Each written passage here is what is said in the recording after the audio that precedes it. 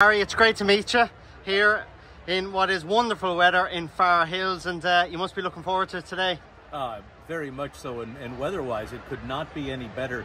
Last year, it was the polar opposite. It was cold, it was rainy, the conditions were not ideal, but this year it is absolutely perfect. People might not know your face, but they definitely recognize your voice, because you're the man behind the microphone for so many of the big races here in the US, and Kentucky Derby, Breeders' Cup, and here in Far Hills. Yeah, I get to do a lot of the really big races, which is an exciting thing for me, but this is special.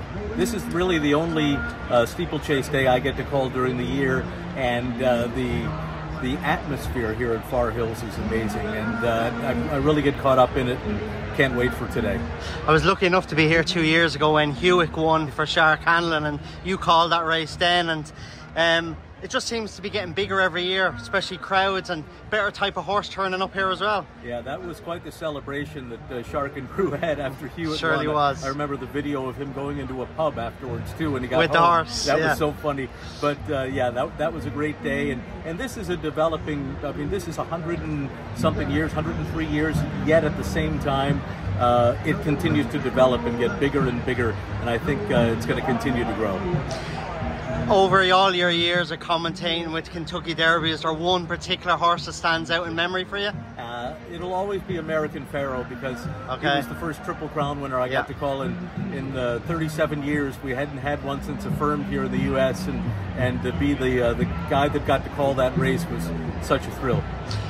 Del Mar in a little over 2 weeks' time. You must be looking forward to that as well. Absolutely, studying like crazy for the race, because we have horses from all over the world, a record number of Japanese runners. We're going to have a terrific Breeders' Cup, and then I'm going to stick around and call the entire fall meeting at Del Mar, so it's going to be great to be out there.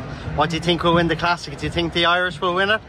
King of Troy, of course. He's awfully good. He's awfully good. But I think that we're looking at a strong field for sure. I hate to make a prediction, but certainly he's going to be very tough.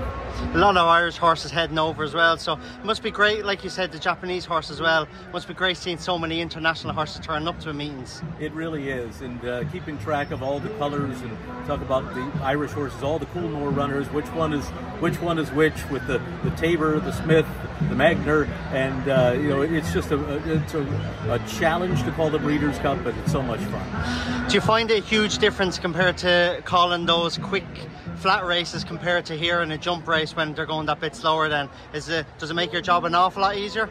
It definitely makes it a little bit easier, because the pace is a much slower one, and you get time to maybe talk a little more about the horses themselves and things like that. But for the most part, I just enjoy it, and I only get to do it once a year, so that's the tough part about it. What do you think will win the big one today? I think the way the conditions are with the firm turf, I think you'll see Snap Decision run really well. He was not happy here last year. It was very soft. He does not like that. It's going to be very firm today for him. Jimmy P is obviously very good. I think it's going to probably come down to those two, but I'll take Snap Decision. What about our horse Galvin? Certainly with a chance. Hopefully he'll like the conditions as well, but we'll see what happens. Larry, it's great to meet you, and best of luck today. You as well. Thank you very much.